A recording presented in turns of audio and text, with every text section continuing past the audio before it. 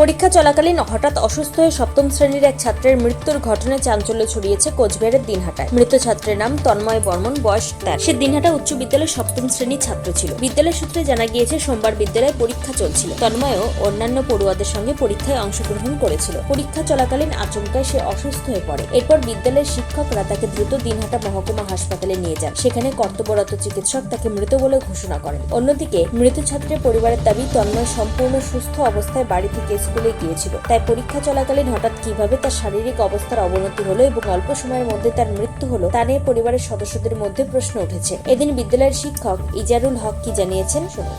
কি হয়েছিল স্কুলে, এক্সাক্ট ঘটনাটা কি হয়েছিল? আজকে আমাদের স্কুলে এক্সাম ছিল।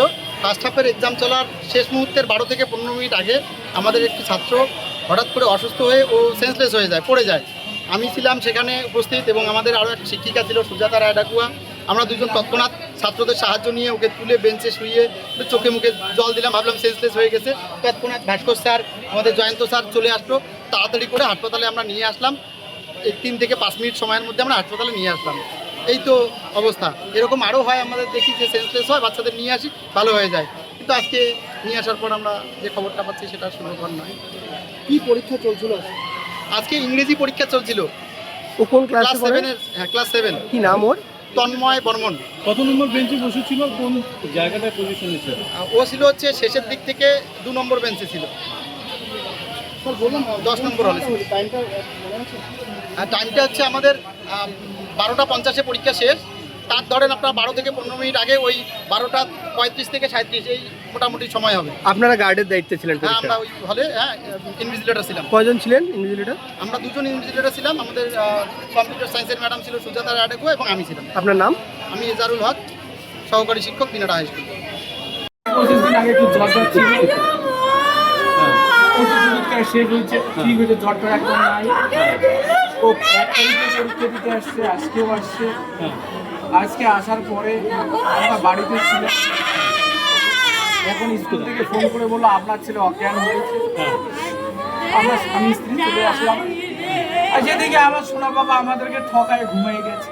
ওকে আগে কোনো অসুস্থ ছিল? আগে প্রায় 15 দিন আগে ওর জ্বর ছিল। বুকে ব্যথা বা কিছু বলতো? কিচ্ছু না মাথা ঘুরে মাঝে মধ্যে পড়ে যেত। না অনেক ছোটতে এক সময় 1 তারিখে পরীক্ষা দিয়ে গেছে। চিকিৎসা করছিলাম। ওর কোনো অসুবিধা নেই, আমি জানি না। আমি এতটুকু জানি আমার ছেলে আমাকে ঠকিয়েছে। আমাদের স্বামী স্ত্রীকে ঠকিয়েছে আমার বাবা, আর কিচ্ছু না।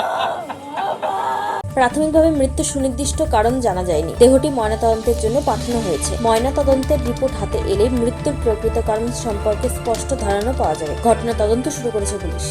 কোচবিহারের দিনহাটা থেকে নিজস্ব প্রতিনিধির রিপোর্ট, টাইমস 14 বাংলা।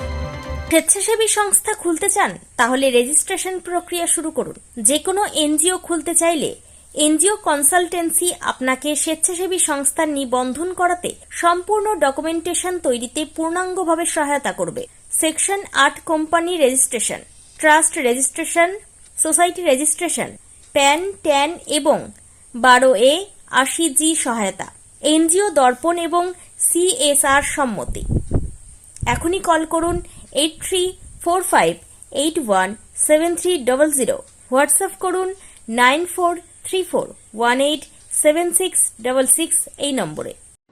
মুখের উজ্জ্বলতা হারিয়ে গেছে, স্পট পড়ে গেছে, ব্রণ ভর্তি, তাই আর দেরি না করে আজই আসুন রায়গঞ্জের চণ্ডীতলায় হেলথ প্লাস মাল্টি স্পেশালিটি ক্লিনিকে এবং এখানে পান অভিজ্ঞ ডাক্তার দ্বারা ফ্রি স্কিন টেস্ট। আরো বিস্তারিত জানতে যোগাযোগ করুন 9674895169 এই নম্বরে।